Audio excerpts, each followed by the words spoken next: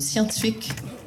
Monsieur Alfredo de Romagna, chercheur en économie écologique et activiste climatique, auteur réputé et professeur invité par plusieurs universités, spécialiste des changements climatiques.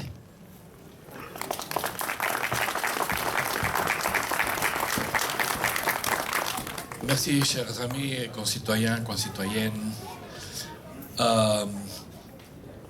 Le jour de la Terre 2016 aura vu deux événements. Le premier, vous l'avez entendu, c'est la signature de l'accord de Paris.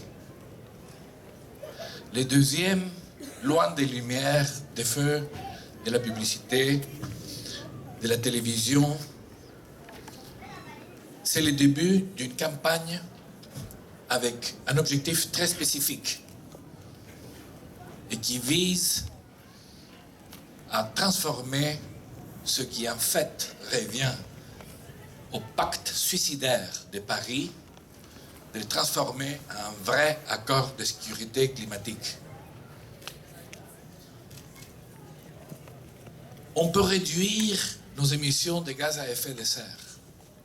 On peut multiplier de manière dramatique la part des énergies renouvelables. On peut arrêter les pipelines, on peut désinvestir du pétrole. On peut tout faire ça et en même temps déclencher le réchauffement imparable de la planète.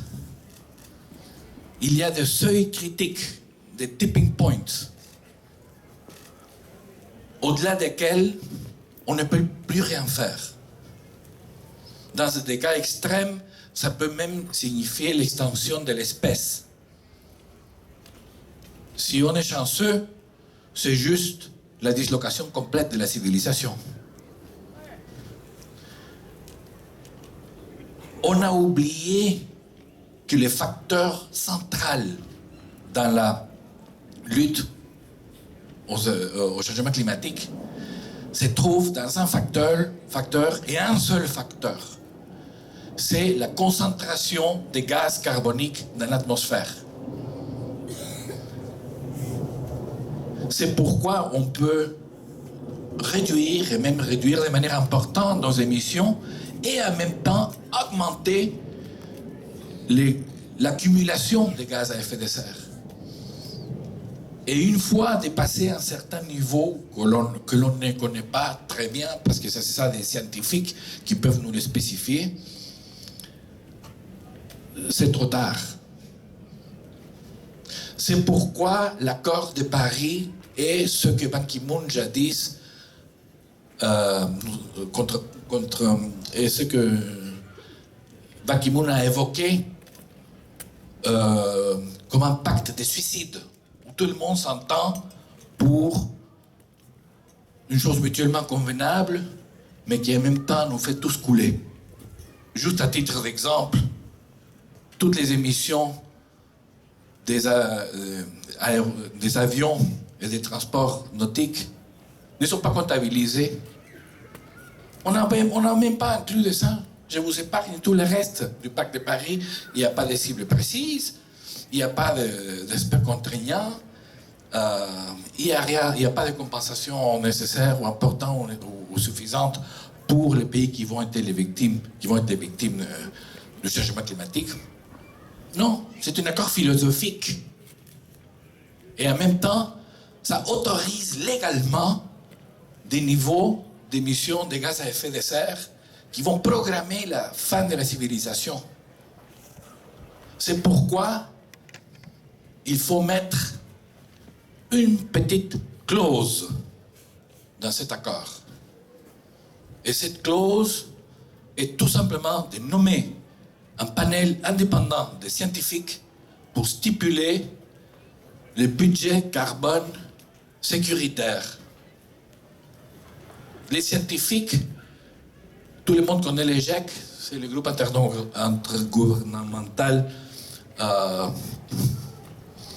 de l'ONU pour le changement climatique. Et tout le monde pense que c'est un groupe de scientifiques. Non, Ce sont les scientifiques du monde supervisés, paramétrés et utilisés par les instances politiques. Je regrette, mais les politiciens et les politiques qui trouvent leur voie jusqu'à un accord de Paris, que ce soit le pape ou les membres du Congrès américain achetés par le pétrole, ils ne savent pas quel est le niveau acceptable. La métrique décisive n'est pas la température. La métrique, la mesure, c'est la quantité de gaz à effet de serre que nous pouvons encore émettre. Et je vous dis une chose, le jour où ce chiffre est défini, tout le reste en découle. C'est le déclencheur d'une transition historique. Parce que ces jours-là, automatiquement, ça force à définir la part qui correspond à chaque pays. Ça, à son tour, définit le niveau de la taxe de carbone avec laquelle on peut le mieux contrôler les émissions. Et elle va être tellement élevée que ça définit aussi la redistribution inéluctable du revenu de cette taxe et d'autres pour garantir la sécurité de tout le monde. Dès l'instant où un budget carbone est défini, on n'aura plus besoin de manifs contre les pipelines. On n'aura plus besoin de manifs pour le désinvestissement dans des intérêts pétroliers. Et une taxe, et un panel de scientifiques enlève de la main des représentants du Congrès américain achetés par les intérêts pétroliers, ouvertement et légalement. Et leur enlève la décision de combien on peut émettre. Parce qu'il la place dans les mains des scientifiques qui s'y connaissent. Donc, cette campagne, ça a été le deuxième événement du jour de la Terre 2016. C'est là où commence le mouvement qu'on lance et dans lequel on vise 1, 2, 3, je ne sais pas combien de millions de signatures, grâce auxquelles on va mettre la question sur la map, au cœur de la discussion politique de tous les jours, dans les nouvelles, partout. Alors, je vous invite à juste vous renseigner davantage sur la question du budget carbone. Vous pouvez aller voir deux sites. Le premier, c'est la pétition que l'on commence aujourd'hui. Le deuxième, ce sont toutes les informations qui étayent ces raisons. Ça, c'est un site que j'ai monté pour Paris 2015 et ça a été là pour seconder ceux qui ont postulé puis arrivé à inscrire l'objectif de 1,5 dans l'accord qui a été signé. Alors, je vous remercie beaucoup de votre intérêt et de votre... On va laisser la fiche sur la table en arrière. Si vous voulez prendre en note l'adresse, on va la mettre où est-ce qu'il y a des dépliants sur la table ronde en arrière. Peut-être juste le lire, c'est carbonbudget.info ou sinon 1.5tosurvive.org. Vous voyez, c'était appelé tout le long 1.5 to survive.